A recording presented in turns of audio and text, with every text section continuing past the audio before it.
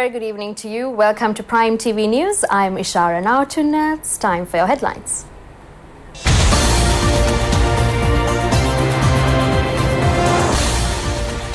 "47 projects under Pibidemu Polonnaru are vested with the public.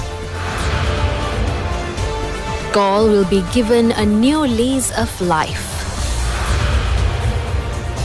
Import duty on vehicles below 1000cc amended. The Commonwealth Secretary-General arrived in Sri Lanka. ZANU-PF leads Zimbabwe election. Now let's look at your stories in detail. 47 out of 180 projects that have been completed under the Pibidemu Polonnaru were vested with the public under the patronage of President Maithripala Sirisena today.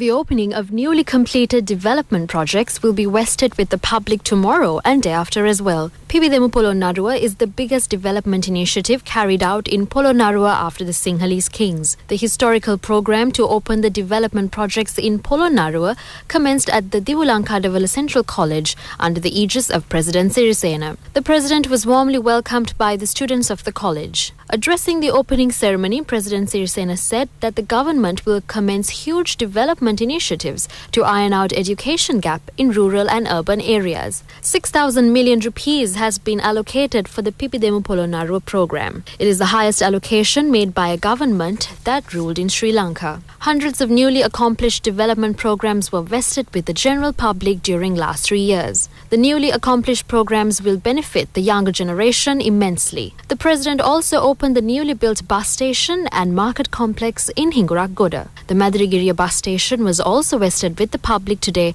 under the patronage of the president. He also engaged in a cordial discussion with the people flocked at the event. The president also presided over the opening of the newly built administrative building of the Sirimau Bandaranaike Primary School. The structure has been equipped with all modern facilities. Kauduluwava Sacred Land was also reconstructed under the directions of the president. The newly renovated place was opened by Minister Duminda Disanaika. The teachers' hostel of the Attanakadavala Central College was opened under the patronage of Minister Mangala Samaravira under the Pibidemu Polonnaru program. Addressing the gathering, Minister Mangala Samaravira said that development programs were plagued by bribing during the past regime. The minister also opened the newly built community water project at the Pokurugama area in Tarubima.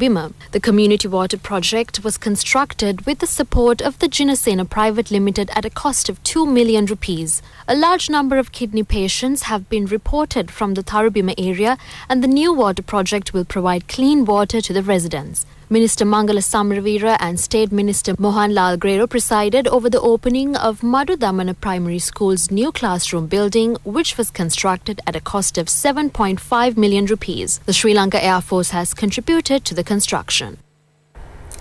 Prime Minister Ranil Wickremesinghe states that some elements criticize government development projects even without seeing them. The Premier was speaking at a function held in Gaul. The Prime Minister presided over the opening of Le Grand Tourist Hotel in Gaul, which has been furnished under a Japanese investment. The Premier also stated that a complete array of development projects will be initiated in the Gaul district in the coming years. He also stated that a large number of direct and indirect jobs can be generated through the envisaged initiatives. Prime Minister Ranil Wickremesinghe said that sports sector will be given a new lease of life in Gaul as the government has planned to construct 3 golf courses and 2 cricket stadiums in the district. The Premier was amazed at negligence of private sector media over the development activities. This is a great occasion for a new hotel has come, and I must thank Verona Investments and the Japanese for the confidence they have placed in Sri Lanka tourism. This, I think, is the second new hotel to be opened recently in Gaul. Gaul is becoming a major center for tourism.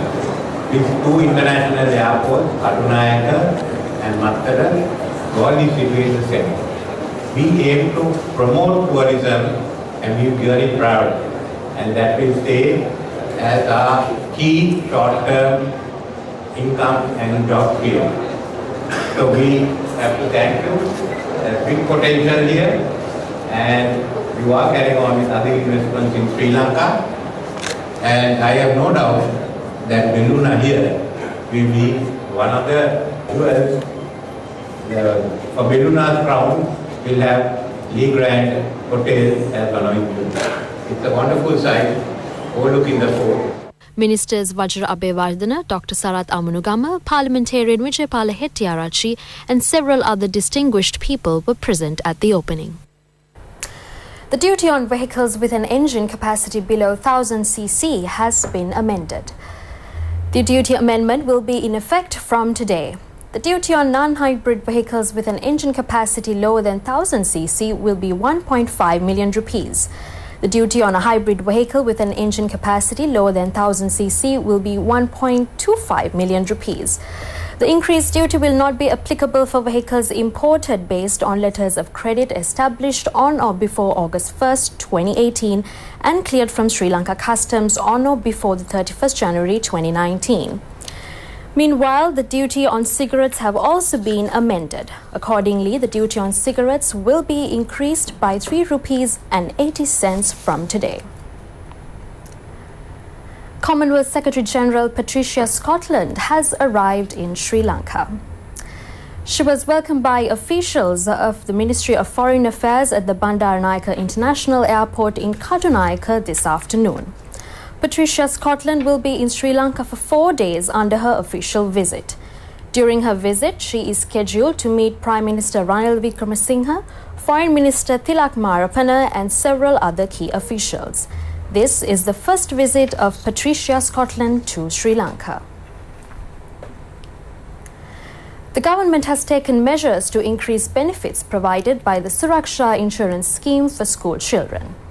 The Ministry of Education announces that 400 million rupee additional fund will also be disbursed to implement the initiative. The Suraksha insurance scheme commenced in October 2017. School children who pursue their education at national, provincial, international and private schools are entitled to benefit by the insurance policy. The new agreement to enhance benefits of the Suraksha scheme was inked at the Ministry of Education. 100 million rupees was disbursed to set up the Suraksha insurance fund at the initial phase. The Sri Lanka Insurance Corporation has agreed to debit another 400 million rupees to strengthen the fund. 18 categories including tuberculosis, cancers, heart surgeries, kidney treatment and organ transplantation will be covered by the insurance policy. Initially, 75,000 rupees was granted to children if their parents would lose their lives due to an accident. Under the new expansion, children will get 75,000 rupee compensation at the death of parents due to any cause.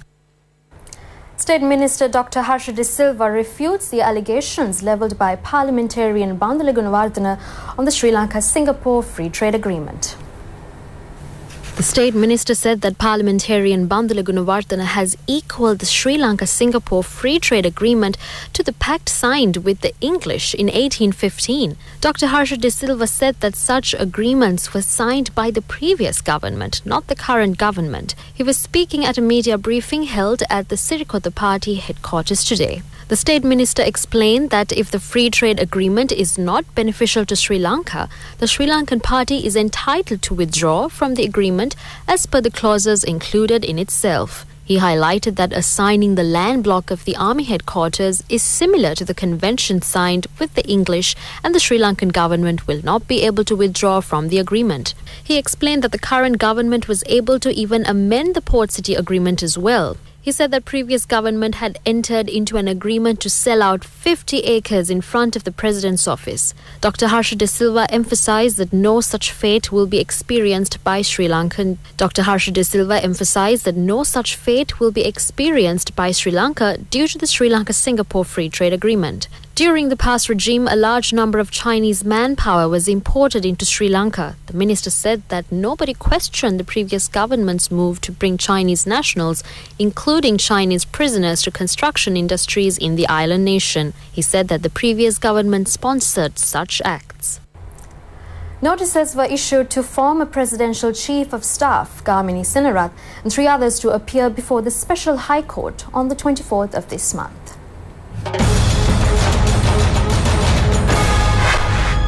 The case has been filed at the Special High Court on financial scam connected with the Litrolanka gas company. It is accused that 500 million rupees were invested in the Helanco Hotel Private Limited that has been transferred to Canvin Holdings Company from Litrolanka. The Special High Court was set up to investigate mega-scale financial frauds and corruptions. The very first case to be taken up at the newly established High Court is the litigation against Gamini Senarath and 3 others. Former Managing Director of the Insurance Corporation, Piyadasa Kudabalage, former Samurdhi Commissioner Neil Bandara Hapuhinna, and Lasantha Bandara are the other suspects of the alleged corrupt case. The case is taken up before a 3-member bench. Meanwhile, the writ filed at the Court of Appeal requesting to declare members elected under the ticket of motorbike to the Maharagama Municipal Council disqualified was withdrawn today. The petitioner says as some defendants have already resigned, it is difficult to continue the case. He also said that he plans to file a new case instead. Minister Harin Fernandes says the government has taken steps to strengthen digital economy in Sri Lanka. The minister was speaking at a media briefing held in Colombo today. The minister also said that the support of the private sector is essential in this regard. The media briefing was convened to educate about the Infotel 2018 exhibition. The IT exhibition will be held at the BMICH from the 2nd to the 4th of November. The Federation of Information Technology of Sri Lanka organizes the event. Former Minister Professor Tissa Vitharana says that the proposal to exchange Sri Lankan tea for crude oil imported from Iran. Professor Tissa Vitharana made a comment at a media briefing held in Colombo. He said that as the US has imposed sanctions on Iran, Sri Lanka will be unable to buy crude oil from Iran. Hence, exchanging tea to crude oil is a wise decision. The former minister praised the decision of the government to solve the problem. A jeep that crossed railway line at Anuradhapura has been severely damaged. A medical officer had driven the luxury vehicle. The jeep met with the accident early hours of the day. No damage has been caused to the doctor. Night mail train that was running from Colombo Fort to Thalaimannar had hit the jeep. According to initial investigations done by the police, the jeep had crossed the railway line when the gates were closed.